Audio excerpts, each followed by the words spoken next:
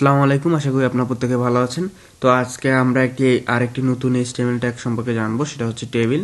এটি most important আপনাদের জন্য, পরবর্তী প্রয়োজনে আপনাদের অনেক ক্ষেত্রে লাগবে টেবিলটি। তো আপনারা এটা ভালো করে শিখে নেবেন। তো চলেন আমি দেখাচ্ছি।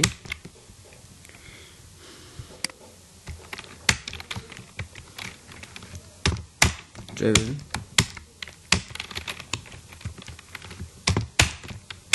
টেবিল টেবিলের ভিতরে আপনাদেরকে তিনটা জিনিস মাথায় রাখতে হবে: টেবিল হেড, টেবিল রো এবং টেবিল ডাটা। তো প্রথমে আপনাদের যেটি লাগবে সেটা হচ্ছে টেবিল রো। আপনার কয়টি টেবিল রো নিতে যাচ্ছেন? তো চলেন আমি নিয়ে নিই।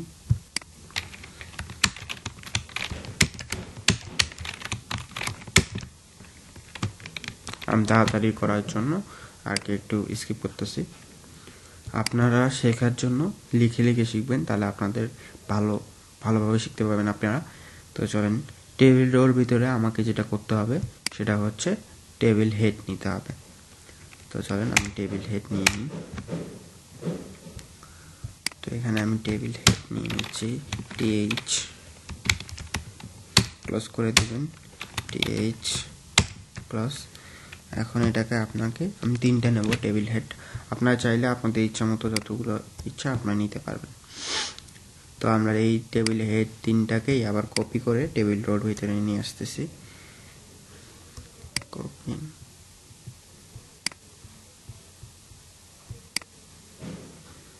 ধরেন যে আমি এখানে আমি টেবিল ডাটা দেব, টেবিল রো দেব না। তো চলেন আমি এখানে টেবিল ডাটা দিয়ে দিই। টিডি ক্লোজিং ট্যাগ যেহেতু, তাই আমরা ক্লোজ করে নেব।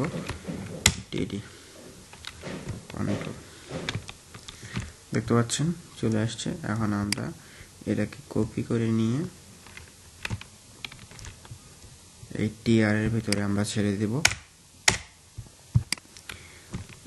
ভি দিয়ে দিলাম।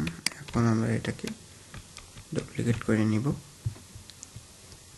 দেখতে পাচ্ছেন হয়ে গেছে। আমাদের টেবিল যে তৈরি করা যে মূল ফর্মটি আমরা মোটামুটি করে ফেলেছি।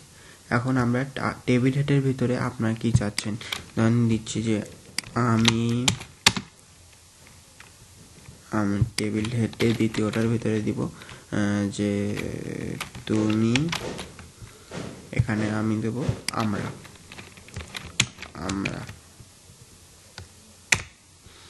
টেবিল ডাটার ভিতরে আমি লিখব, কি লিখব, চলেন যে তোমার, তুমি, তোমরা। এখানে যদি আমি আরো কিছু লিখি, ধরেন যে আমার, সেম কথা আমি, সেম কথা আমরা। দেন আমরা এটাকে যদি কন্ট্রোল এইচ চেপে সেভ করে নিই, সেভ করা হয়ে গেলে ব্রাউজারে যাবেন। আপনারা ব্রাউজারে আসার পর যদি করেন রিলোড দিয়ে নেবেন।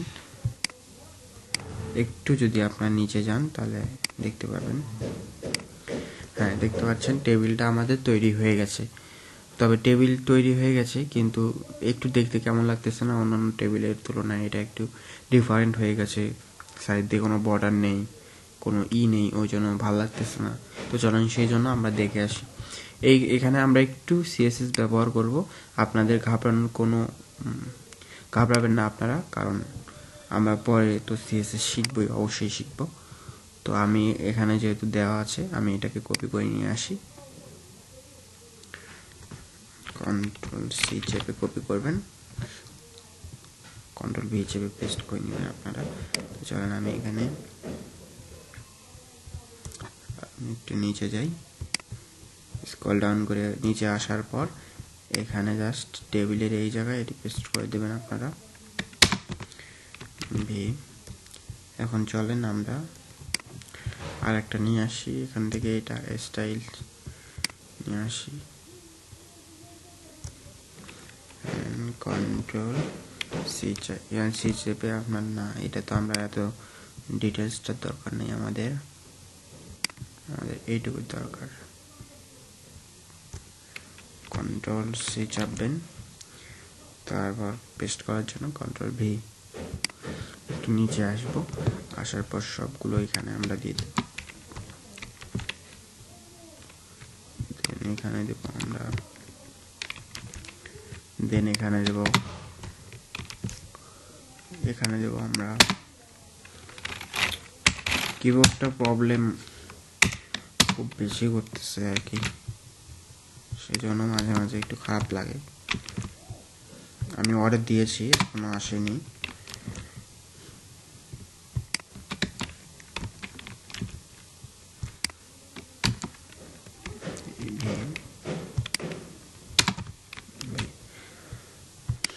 এখন যদি আমরা এটাকে কন্ট্রোলের চেপে সেভ করে নিই, এখন আমরা একটু ব্রাউজারে গিয়ে যদি রিলোড দেই, তাহলে আমরা ভালোভাবে বুঝতে পারবো। দেখতে পাচ্ছেন কি চমৎকার একটি টেবিল আমরা তৈরি করলাম।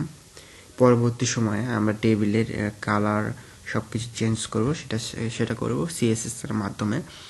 আপনারা যদি চান যে না নিচে আরও করতে চান টেবিলের ডাটা, তাহলে আপনারা আরও টেবিলের ডাটা দিয়ে দিবেন, তাহলে আপনাদের নিচে আরও অ্যাড হবে। তো আশা করি আপনারা বুঝতে পেরেছেন। আজকের এই ভিডিও এ পর্যন্তই। আপনারা ভালো থাকবেন প্রত্যেকে, এই প্রত্যাশায়। আল্লাহ হাফিজ।